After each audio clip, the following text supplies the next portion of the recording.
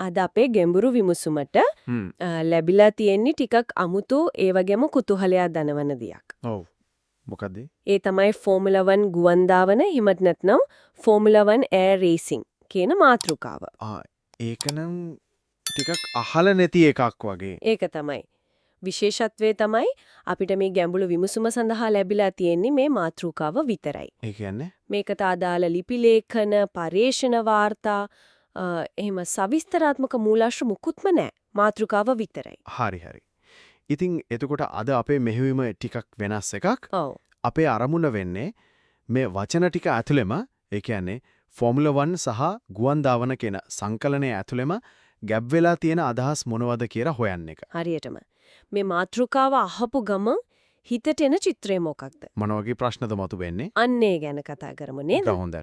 ඇත්තටම මේ වචන දෙක එකට ඇහුනම හිත ඇතුලේ එක එක රූපම වෙනවා. ඔව්. ෆෝමියුලා 1 කිව්ව ගමන් මතක් වෙන්නේ අර අධික වේගය, අති නවීන තාක්ෂණය, මීමීටරේට නීති රීති කණ්ඩායම් හැටියට තරගවදින එක, ඒ වගේ දේවල්. අධි අවදානම් සහගත මෝටර රථ ක්‍රීඩාවක්. ලෝකේ තියෙන වියදම් අධිකම තාක්ෂණිකව සංකීර්ණම ක්‍රීඩාවක් කිව්වොත් හරි. අනෙක් පැත්තෙන් ගුවන් දාවන කිව්වම අහසේ වේගයෙන් යන ගුවන් යාන. ගුවන් කරනම් අර එකිනෙකා පරයා යන එක ඒ වගේ දේවල් මතක් වෙනවා. සමහර විට අර රෙඩ් බුල් එයාර් රේස් එක මතක් වෙනවා ඇති නේද? ඔව්. ඒකත් මතකට එනවා. එතකොට මේ දෙකම එකතු වුණාම ෆෝමියුලා 1 ගුවන් දාවන. මට නම් මුලින්ම වෙන්නේ අර ෆෝමියුලා 1 කායකක් වගේම මේ ගුවන් තරඟයටම හදපු පොඩි හරිම සැහැල්ලු අධිවේගී ගුවන් යාන සෙට් එක. හරියට අහසේ යන F1 කා වගේ. ඔව්. નિયમિત මාර්ගයක තරග කරනවා වගේ දර්ශනයක්. අන්න ඒක තමයි මෙතන තියෙන කුතුහලය දනවනම කාරණය. අර ෆෝමියුලා 1 කියන විශේෂණය එකතු වුණාම. මේක නිකම්ම ගුවන් යාන ටිකක් වේගෙන් පියාඹනවා වගේ නෙවෙයි කියන හැඟීම එනවා නේද? හරියටම. ඒ කියන්නේ F1 වගේම මේ ගුවන් යානවලත් තාක්ෂණය, එන්ජින්නේ බලය, අර වායු ගතික හැඩය, ඒරෝඩයිනමික්ස් කියන්නේ. ඔව්.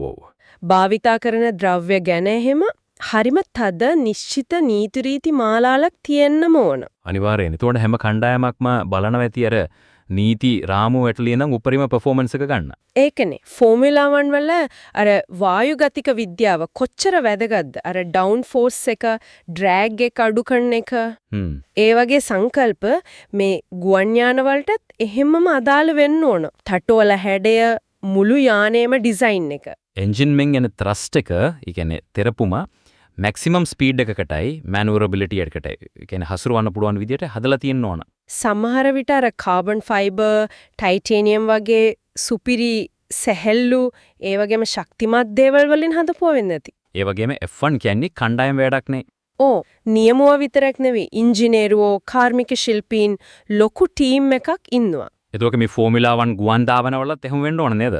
අර ස්ට්‍රැටජි ප්ලෑනින්ග් එහෙම තියෙන්න ඕන. නියමුව උඩ ඉන්නකොට බිම ඉන්න කණ්ඩායම අර කාලගුණය, යානේ ඩේටා, ටෙලිමෙට්‍රි කියන්නේ. ඒවා විශ්ලේෂණය කරලා උපදෙස් දෙනවා වෙන්න ඕන. ඒක ඇත්ත.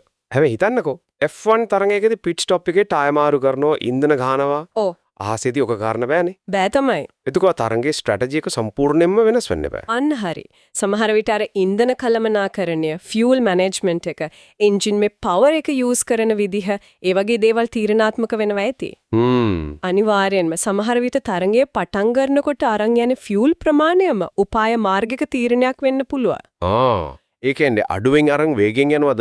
ඔව්. එහෙම නැත්නම් වැඩිපුර අරන් තරඟයේ පුරාමම එකම විදිහට මේන්ටේන් කරනවද වගේ. ඒ වගේම F1 වල අර ටයර් දිරණ එක වගේ ටයර් ඩිග්‍රඩේෂන්. ඔව්. මෙතනදී සමහර විට යානයේ ස්ට්‍රක්චර් එකට එන ස්ට්‍රෙස් එක, එන්ජින් මේ උෂ්ණත්වය, ඒ වගේ දේවල් මැනේජ් කරන්න වෙනවා ඇති. හරිම හරි. නියමුවයි ටීම් එකයි ඒ ගැන නිතරම අලර්ට් එකේ ඉන්න ඕනේ. මේ මාතෘකාව තව ප්‍රශ්න නේද ගේන්නේ? ඒකනේ. එකක් තමයි තරංගපතය F1 වල වගේ ට්‍රැක් එකක් කෝනර්ස් තියෙනවා. ඔව්. අහසේ කොහොමද එහෙම එකක් හදන්නේ? ඒක තමයි. සමහර විට අර අහසේ මාක් කරපු කණු පයිලන්ස් වගේ දේවල් අතරින් යන්න ඕන වෙති. නිශ්චිත උසකින්, නිශ්චිත ඇන්ගල් එකකින්. අන්න ඒ වගේ. අර රෙඩ් බුල් එයාර් රේස් වල තිබුණේ ඒ වගේ සිස්ටම් එකක් නේ. එතකොට වේගය විතරක් නෙවෙයි. නෑ. නිර්වද්‍යතාවයත් ප්‍රිසිෂන් එකත් හරිම වැදගත් වෙනවා. F1 වල වගේ ට්‍රැක් ලිමිට්ස් කැඩුවොත් පෙනල්ටි වදිනවා වගේ. ඔව්. මෙතනදිත් වැරදි උසකින් කෝණයකින් ගියොත් එහෙම නැත්නම් රූට් එකෙන් පැන්නොත් ටයිම් පෙනල්ටි එකක් වගේ එකක් එකතු වෙනවා ඇති. වෙන්න පුළුවන්. ඒකෙන් තරඟට තවත් ස්ට්‍රැටජි පෙත්තක් එකතු වෙනවා. අනෙක් අතිශය වැදගත්තේ ආරක්ෂාව. අම්මෝ ඒකනම් F1 කියන්නේත් කොහොමත් බයවලකයි ගුවනේදී අධික වේගයෙන් සමහර විට යානය එකිනෙකට හරිම ලං වෙලා බිමටත් කිට්ටුවෙන්. එහෙම යනකොට අවදානම කොච්චරද නේද? අතිවිශාලයි. පොඩි වැරදීමක් වුණත් හිතාගන්න බෑ ප්‍රතිඵලය. ඒක තමයි සමහර විට ලොකුම අභියෝගය වෙන්නේ. ඔව් F1 වල වගේ අර රන් ඔෆ් ඒරියාස් බාධක වැටවල් එහෙම අහසේ නෑනේ. නෑනේ. ගුවනියාන දෙකක් හැප්පීමක්. මොකක් හරි මෙකැනිකල් ෆෝල්ට් එකක්. නියමුවාගේ පොඩි වැරදීමක්. එක බාරටම කාලගුණය වෙනස් වෙන එකක්. මේ ඕනම දෙයක් මහා විනාශයකට හේතු වෙන්න පුළුවන්. ඉතින් අර ෆෝමියුලා 1 කියලා නමත් එක්කෙන ප්‍රොෆෙෂනලිසම් එක ටෙක්නොලොජි එක වගේම එහා සමාන ඉහළ ආරක්ෂණ ප්‍රමිතිනුත් තියෙන්නම ඕන. අනිවාර්යයෙන්ම. එතකොට මොන වගේ සේෆ්ටි මෙෂර්ස් ගැනද හිතන්න පුළුවන්? යානවල විශේෂයෙන් ශක්තිමත් කරපු නියමු කුටි, reinforced cockpits. ඔව් ඒක එකක්. නියමුවන්ට අර G suits වගේ විශේෂ ඇඳුම්, parachute. යාන අතර තියාගන්න ඕන මිනිමම් ඩිස්ටන්ස් එකක් වගේ නීතියක්. ඔව්. ඊ ඔක්කොම වෙන්න පුළුවන්. ඒ වගේම නියමුවන්ගේ ට්‍රේනින් එක අතිශයින්ම වැදගත්. එයාලා ශාරීරිකව වගේම මානසිකවත් টপ ලෙවල් එකේ ඉන්න ඕන. අර අධික G-forces වලට වරොත්තු දෙන එක තත්පරෙන් පංගුවකදී හරි තීරණයක් ගන්න එක. හදිසි අවස්ථාවකදී මොකද කරන්න කියලා දැනන් ඉන්න එක හරිම තීව්‍ර පුහුණුවක් ලබන්න වෙනවා ඇති. F1 ඩ්‍රයිවර්ස්ලට වඩා දරුණු ට්‍රේනින් එකක් වෙනත් බැරි නෑ නේද? වෙන්න පුළුවන්. එතකොට ලකුණු දෙන ක්‍රමය ඒකත් F1 වගේම වෙයිද?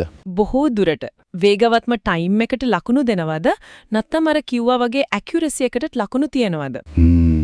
අර ෆෝමියුලා 1 නමෙන්ම අදහසක් එනෝනේ ඒ වගේ ස්ට්‍රක්චර් එකක් චැම්පියන්ෂිප් එකක් තියෙයි කියලා. ඔව් සීසන් එකක් පුරා ලකුණු එකතු කරලා වර්ල්ඩ් චැම්පියන් කෙනෙක් තෝරන ක්‍රමය. සමහර විට ටයිම් ට්‍රයල්ස් වගේ වයි හෙඩ් ටු හෙඩ් රේසස් කියන දෙකීම මික්ස් එකක් වෙන්නත් පුළුවන්. ඒ වගේම අර කණ්ඩායම් ශූරතාවය කන්ස්ට්‍රක්ටර්ස් චැම්පියන්ෂිප් එකකුත් ඔව් හරියට F1 වල වගේම තියෙන්න හොඳට මිඩ තියෙනවා. හැබැයි ඉතින් මේ අපි කතා කරපු හැම දෙයක්ම ඔව් ගුවන් යානවල ටෙක්නොලොජි එක, නීති රීති, රේස් ට්‍රැක් එක, ස්ට්‍රැටජිස්, සේෆ්ටි, පොයින්ට්ස් මේ ඔක්කොම අපි හිතේ මැවෙන චිත්‍ර විතරයි නේද? ඒක තමයි. ඔක්කොම පදනම් වෙන්නේ අර මුලින්ම කියපු ෆෝමියුලා 1 ගුවන් දාවන කියන වචන ටික මත විතරයි. හරියටම ඇත්තදම මේ නමින් ක්‍රීඩාවක් ලෝකේ තියෙනවද නැද්ද කියන එක ගැන තොරතුරක් අපිට නැහැ. ඔව් ඒ පැහැදිලි කිරීම වැදගත්. අපේ අරමුණ උනේ ඇත්ත ෆැක්ට්ස් ඉදිරිපත් කරනවට වඩා මේ කුතුහලයේ දනවන ටයිටල් එක ඇතුලේ තියෙන පොටෙන්ෂල් එක. ඒ කියන්නේ විභවයන් සහ ඒකට සම්බන්ධ චැලෙන්ජස් ගැන කතා කරන එක. වචන දෙකක් එකතු කරලා කොච්චර සංකීර්ණ කොච්චර තාක්ෂණික ඒ වගේම භයානක ක්‍රීඩාවක් ගැන අදහසක් හදන්න පුළුවන්ද කියන එකත් පුදුමයි නේද?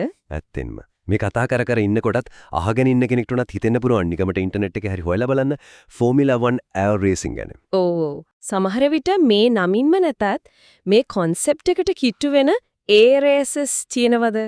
එහෙම නැත්නම් මේක ඉස්සරහට එන්න පුළුවන් දෙයක්ද කියලා එක්ස්ප්ලෝර් කරන්න හිතෙන්න පුළුවන්. ඒක වෙන්න පුළුවන්. තාක්ෂණයේ දියුණු වෙන වේගයත් එක්ක ඉස්සර හිතා ගන්නවත් බැරි දේවල් දැන් ඇත්තක් වෙලානේ. ඒක ඇත්ත. ඉතින් සමහර විට අද අපි මේ කතා කරන ෆෝමියුලා 1 ගුවන් දාවන කියන අයිඩියා එකත් කවදා හරි ඇත්තක් වෙන්න බැරි නෑ. එහෙමනම් අද අපි මේ ගැඹුරු විමසුම සාරාංශ කළොත් අපි ફોકસ කළේ ෆෝමියුලා 1 ගුවන් දාවන කියන මාතෘකාවට. විස්තරාත්මක මූලාශ්‍ර නැති වුණත් මේ ටයිටල් එකෙන් මේන අයිඩියාස් අපි එක්ස්ප්ලෝර් කළා. ඔව්. F1 වල තියෙන අර වේගය, හයිටෙක් බව, තද නීති, ටීම් කම්පිටිෂන්, රිස්ක් ඒ ඔක්කොම ගුවන් දාවන එක්ක මික්ස් වුණාම එන්න පුරන් සිචුේෂන්ස්. තාක්ෂණික අභියෝග, ආරක්ෂක ප්‍රශ්න ඒ ඔක්කොම ගැන අපි කතා කළා. විශේෂයෙන්ම අර ඒකටම හදන්න ඕන ගුවන් යානවල ස්වභාවය. අහසේ රේස් ට්‍රැක් එකක් තියාගන්න එකේ අමාරුව, අලුත් ස්ට්‍රැටජිස්, ෆියුවල් මැනේජ්මන්ට් වගේ. සහ හැමදේටම වඩා නියම වංගේ මුළු ක්‍රීඩාවෙමයි සේෆ්ටි එක එන්ෂුර් කරන එකේ ලොකු අවශ්‍යතාවය ගැන අපි අදහස් ෂෙයා කරගත්තා. හැබැයි මතක තියාගන්න ඕන මේ ඔක්කොම පදනම් වුණේ අර මාතෘකාවේ වචන වලින් එන අර්ථය මත කියන එක. ඔව් ඒක වැදගත්. ඉතින් මේ කතිකාව ඉවර කරන්න කලින් අහගෙන ඉන්න අයටත් පොඩි දෙයක් හිතන්න ඉතුරු කරමුද? හොඳ අදහසක්. මොකක්ද මේ වේගයේ සීමාවන් පහු කරන් යන්න මිනිස්සුන්ට තියෙන උවමනාව පුදුමයිනේ. ඔව්. ගොඩබිම F1 කාවලින එක කරනවා. අභ්‍යවකාශයට රොකට් යවනවා. ඉතින් මේ පෘථිවි අහසෙදිත් වේගයේ නිර්වද්‍යතාවයේ අන්තිම සීමාවටම යන try කරන ෆෝමියුලා 1 ගුවන් දාවන වගේ දෙයක්.